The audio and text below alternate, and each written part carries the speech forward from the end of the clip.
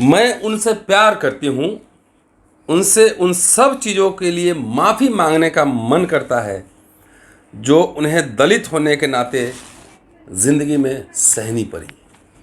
आभासी दुनिया के मेरे दोस्तों, रतन लाल बोल रहा हूँ।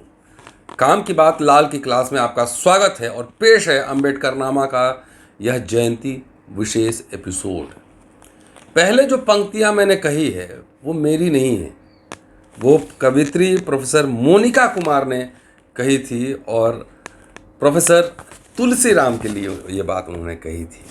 आज उनका जन्मदिन है। कल 30 जून को ओम प्रकाश वाल्मीकि का जन्म था। आज तुलसी राम जी का जन्मदिन है और इसी पर यह एपिसोड है उनको स्मरण करते हुए। और मैं बता दूं कि तुलसी राम जी जवाहरलाल यूनिवर्सिटी में पॉलिटिकल साइंस में प्रोफेसर थे। विस्तार से बाद में बात करेंगे, लेकिन वो साहित्य और बौद्ध अध्ययन के लिए विशेष रूप से जाने जाते थे। बहुत ही सोशली पॉलिटिकली एक्टिव थे। एक दो बार मैं मिला हूँ उनसे, उस समय मैं छात्र था, इसलिए उतनी बातचीत नहीं हो पाई। बहरहाल उनको याद करते हुए आज का यह एपिसोड है। इनका जन्म जो है हुआ था उत्तर प्रदेश, आजमगढ़ जिले के धर्मपुर गांव में उनका जन्म हुआ था। बचपन में उनकी एक आंख चली गई थी, इसलिए काना काना करके, कन्हा भी बोलते हैं उधर भोजपुर इलाके में, उसको लोग चिढ़ाते थे। उनके चेहरे को अगर देखते, चेचक का दाग था उनके चेहरे पे, इसलिए लोग को उनकी सूरत पसंद नहीं थी। लेकिन वो एक मल्टी डायमेंशनल स्कॉलर थे और राजनीति के बड़े जानकार थे। वामपंथ से उन्होंने पॉलिटिकल करियर, जहाँ तक मुझे याद है, शुरू की थी। लेफ्ट पार्टीज में थे और बहुत ही बेबाक उनका सेमिनार हमने सुना है, बहुत बेबाक बोलते थे। उनकी दिलचस्पी साहित्य और बौद्ध अध्ययन में थी। राजनीति शास्त्र के वो शिक्षक थे, लेकिन लोक साहित्य में इतने रच बस गए थे कि उनकी वो जर्नी है और जाकर उनकी आत्मकथा पर आकर एक तरह से ठहरती। आत्मकथा उन्होंने लिखा, उसकी चर्चा हम करेंगे। निहायत संवेदनशील व्यक्ति थे और उनकी स्मरण शक्ति बहुत ही गजब थी।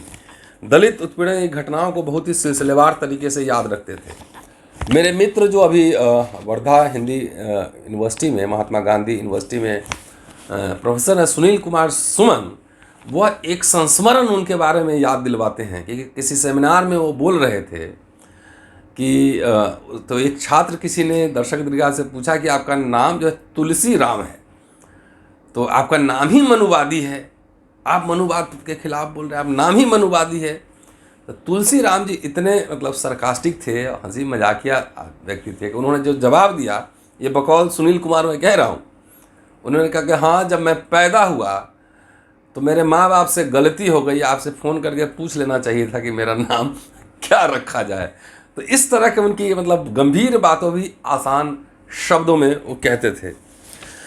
दलित साहित्य में उनकी एक प्रस्तावना, एक हाइपोथेसिस बहुत ही विवाद का विषय रहा। उन्होंने कहा था कि वर्ण व्यवस्था, जाति व्यवस्था का विरोध करने वाला कोई गैर दलित भी दलित साहित्य लिख सकता है, जबकि वर्ण व्यवस्था को लगातार खारिज करते रहे। उनकी आत्मकथा 2 खंडों में छपी। मुर्दहिया मतलब मुर्दा घाट, कब्रिस्तान है ना, मुरघटिया, हम लोग बिहार में मुरघटिया बोलते हैं, मुर्दहिया। और दूसरी है मणिकर्णिका। तो मणिकर्णिका में उन्होंने लिखा है कि 9वीं शताब्दी में आदि शंकराचार्य का एक दलित के साथ शास्त्रार्थ हुआ था, लेकिन पंडितों ने इसे अमान्य करते हुए कहानी जोड़ दी कि चांडाल के वेश में साक्षात शिवजी थे। ये तो पुरानी आदत है, जैसे कबीर ही ब्राह्मणी के पेट से पैदा हुए। तो ये लोग जब जीतते नहीं हैं तो मिलाने हैं, अपने में मिलाने की कोशिश करते हैं। तो ये कलाकारी है। पहला जो भाग है वो है मुर्दहिया यानी कि शमशान। दूसरा भाग है मणिकर्णिका।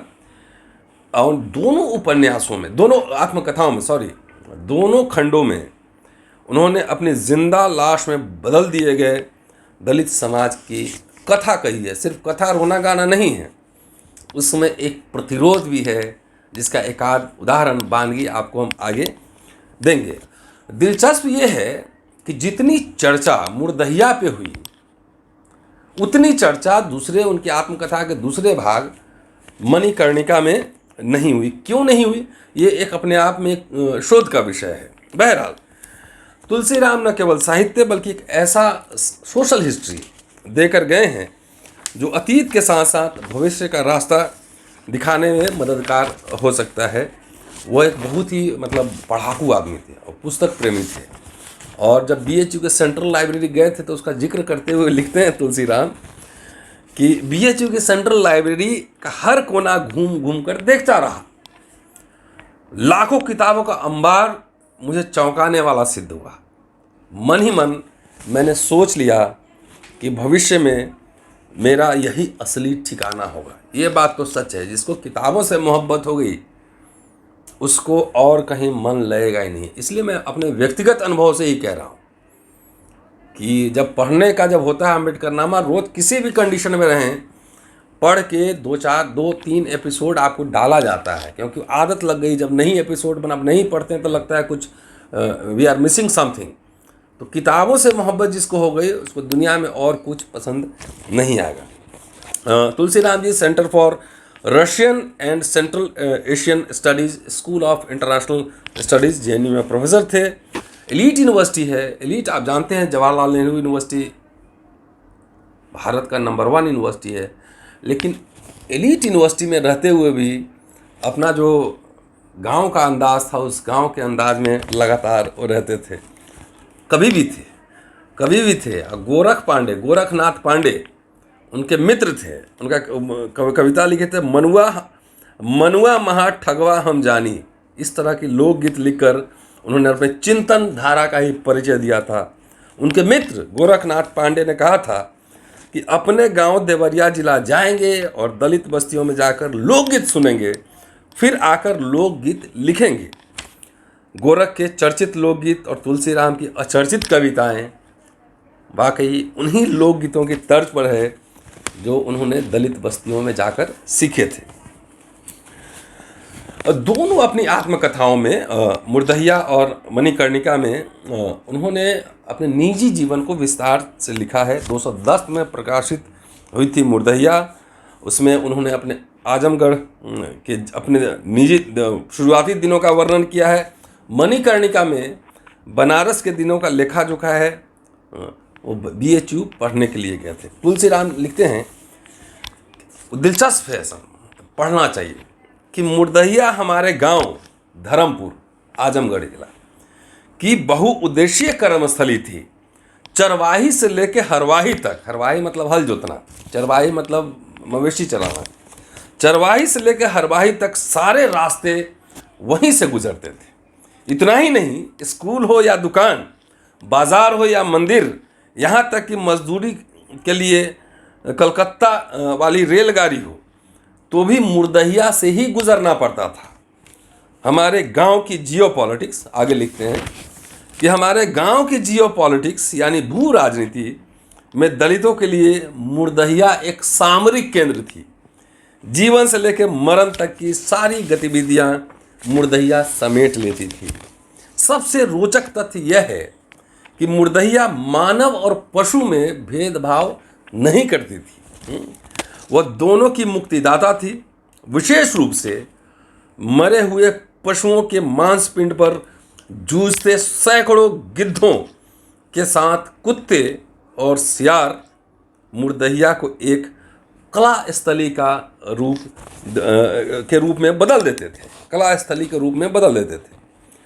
रात के समय इन्हीं सियारों की हुआ हुआ की आवाज़ उनकी निर्जनता को भंग कर देती थी। सुनसानपन जो होता था वो भंग करती थी। कभी गांव में आप जाकर रहिए तो रात में वो आवाज़ एकदम सुनसान में चीरती हुई आवाज़ आती है सियारों की, भंग करती थी।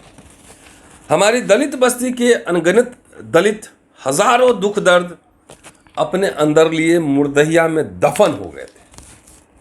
यदि उनमें से किसी की भी की आत्मकथा लिखी जाती तो उसका शीर्षक मुर्दहिया ही होता।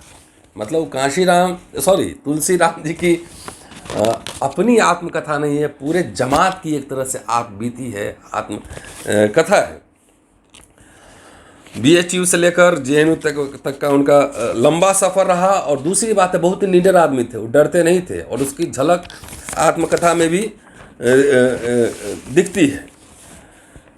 दलित आत्मकथाएं बहुत लिखी गई हैं, लेकिन उसमें ज़्यादातर जो है छुआछूत, उत्पीड़न और शिकायत है। लेकिन ये महाराष्ट्र की आत्मकथाओं में, चाहे ओम प्रकाश वाल्मीकि जी की आत्मकथा में, चाहे तुलसीराम जी की आत्मकथा में रोना गाना नहीं है, उसमें एक प्रतिरोध भी है। और वो प्रतिरोध की एक आध वानगी देकर ख़त्म करता हूँ कि इसमें जो है ना पूरा एक लड़ाई भी है, संघर्ष भी है। और लिखते हैं कि जब पानी सिर के ऊपर चला जाता है, जब दलित उत्पीड़न इतना होता है कि बर्दाश्त के बाहर होता है, उसका हवाला देते हुए कि जब पानी सिर के ऊपर चला जाता है तो मुर्दहिया की दलित औरतें सवर्ण जमींदारों और ब्राह्मणों को बम की तरह हंडिया मतलब जिसमें कचड़ा कबाड़ा पीरियड का जो कपड़ा होता है, लत्ता, वो सब रखा रहता है, बम की तरह हंडिया और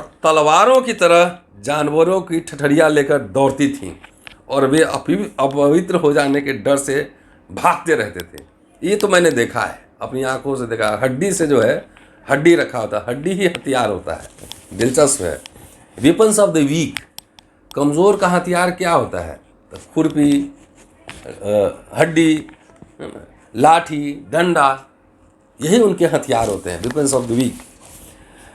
घनघोर प्रताड़ना के बावजूद उन्होंने आत्मकथा में उन सवर्णों का भी जिक्र किया है, याद किया है। और ये जानने लायक है कि पूरी कथा जो है वो एक कहानी है दुख की, संघर्ष की। और संघर्ष का मतलब सरेंडर नहीं होता है, लड़ना भी होता है, वो कहानी है। लेकिन पूरी आत्मकथा में उन्होंने अपने सवर्ण दोस्तों को भी याद रखा है, जिन्होंने कभी उनको खाना खिलाया या फीस भरी या चुपचाप चलते रहने, आगे बढ़ते रहने का हौसला दिया। हमारे जीवन में भी ऐसे लोग होंगे, आपके जीवन में भी ऐसे लोग होंगे। तो ये जो लड़ाई है वैचारिक होती है, ये लड़ाई व्यक्तिगत नहीं होती है। हमारे दोस्त भी सवर्ण हैं बहुत सारे, जो हमारे सुख दुख में खड़े होते हैं, उनके सुख दुख में मैं खड़ा होता हूँ, क्योंकि लड़ाई उनसे व्यक्तिगत नहीं है, वैचारिक है। तो ये था तुलसीराम जी के जन्मदिन पर जयंती विशेष। कीप वॉचिंग एंड शेयरिंग अम्बेडकरनामा। अगले एपिसोड में फिर मुलाकात होगी। अगले एपिसोड में हम JNU के प्रोफेसर हैं अजमेर सिंह काजल, उनसे हम बात करेंगे तुलसीराम जी को कैसे याद किया जाए। शुक्रिया, जय भीम। फिर मुलाकात होती है अगले एपिसोड।